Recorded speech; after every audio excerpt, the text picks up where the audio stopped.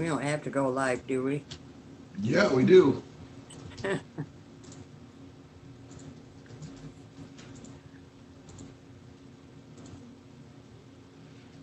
Okay, this is People of the State of Michigan versus Clara Joe Dibble, 2023517 and 2023518.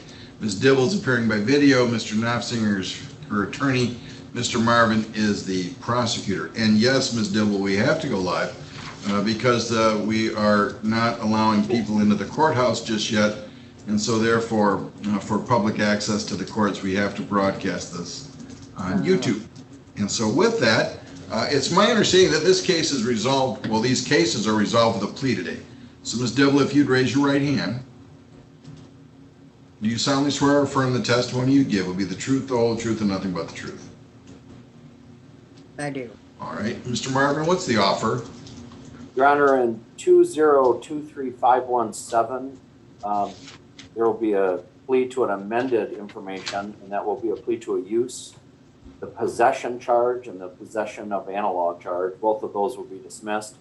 And the entire file 2023518 will be dismissed. Is that right, Mr. Knopfsinger? It is, Your Honor. So, Ms. Dibble, the offer in the case that you plead to a charge of use of methamphetamine, that's a misdemeanor, punishable by up to no more than 1 year in jail and or a fine of up to $2,000. And the court shall impose license sanctions pursuant to the statute through October 1st of this year. So, Ms. Dibble, in exchange for that plea, they would dismiss everything else, and they would dismiss file 2023518, which also has a charge of possession of methamphetamine in it. So 1 count of use, dismissal of the other 2 counts of possession, and the possession of analogs. Are you currently on probation or parole? No. So then how do you plead to the charge of use of methamphetamine? Guilty. Have you received any other promises or threats in order to get you to plead to this? No. Are you doing this of your own free will? Yes. And do you understand that if I accept your plea, you'll not have a trial of any kind, and that you'd be giving up all the rights that you would have at trial? Yes. You understand those include the right to be tried by a jury, to be presumed innocent, to have the prosecutor prove beyond a reasonable doubt that you are guilty, to have any witnesses that testify against you appear in court, to question those witnesses, to have the court ordering witnesses you want to have to appear at court. You'd have the right to remain silent and to not have that silence used against you, or if you wish to testify. You understand you're giving up all those rights? Yes. In addition, do you understand that by pleading guilty, you may be giving up some defenses that you could raise that will be waived by pleading guilty, and that your conviction and sentence pursuant to the plea will only be reviewed by the Court of Appeals on an application rather than a right as if you went to trial. Do you understand that? Yes. All right. So it says that on June 4th of 2020, you were in Lockport Township, the county of St. Joseph in the state of Michigan. Is that true? Yes. And it's alleged that you had used methamphetamine at that time. Is that also true? Yes. Okay. Are counsel satisfied that there's a factual basis? Yes. Yes, Your Honor. Are you, the counsel, aware of any of the promises, threats, or inducements? No. No. Has the court complied with the court rule? Yes. It has. I find the plea made as accurate, understanding, voluntary. There's a factual basis. Therefore, I accept the plea. Mr. Marvin, what's your recommendation?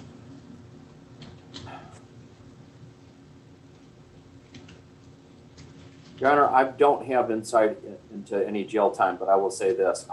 I would ask if there was no jail that at least some jail be imposed, because these 2 cases were felonies. This office did this in part to at least start a track record. This is her first methamphetamine case. This is serious. I believe this is a gift. Again, to start, well, hopefully to end this where she's headed, and that's what could have been 2 felonies for possession of meth. And I asked that at least a weekend, Your Honor, in jail. And again, I don't know, we talked about it, but maybe she had one day. I'd ask for at least a weekend. All right, thank you. Mr. Knopfinger. Your Honor, since she was arrested in October of last year, I think it's been a wake-up call. She's been focusing on her sobriety. She's been able to maintain sobriety. And in part here, because of the, I think it's important to note the amount of time that she was on bond. There were 2 cases that she was charged with. Since then, I think she's made great strides. So I don't know. I guess I understand the point that maybe further jail time, maybe that's in the vein of punitiveness. I'm not sure.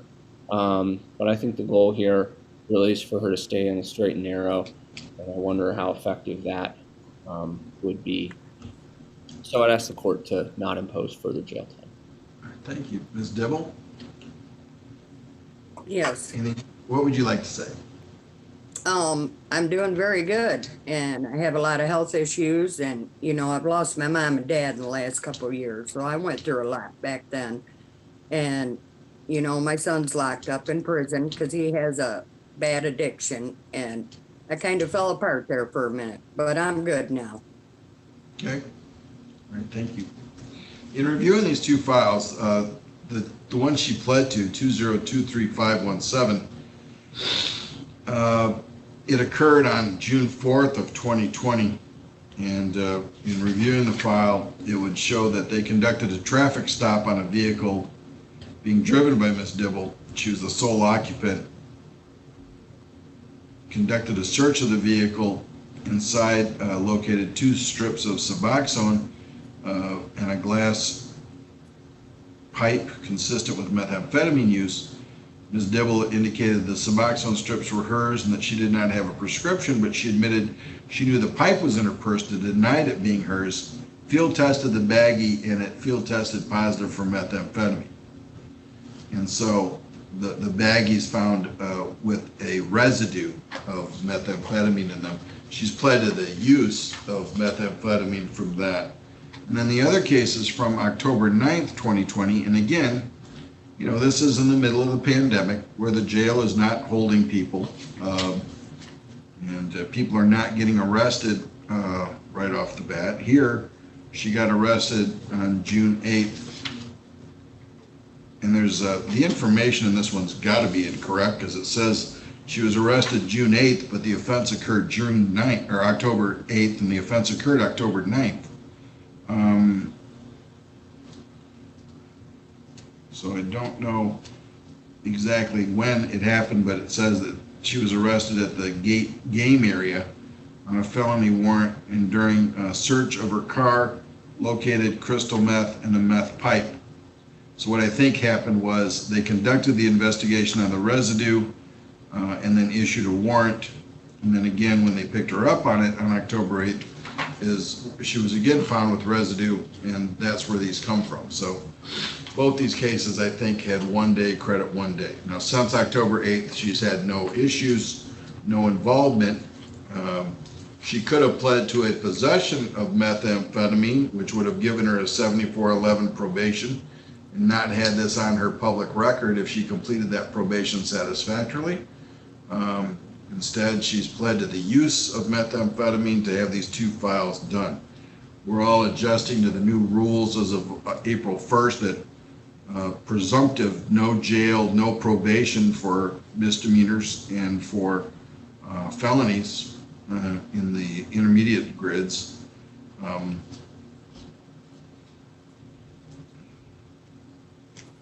there's still COVID restrictions going on.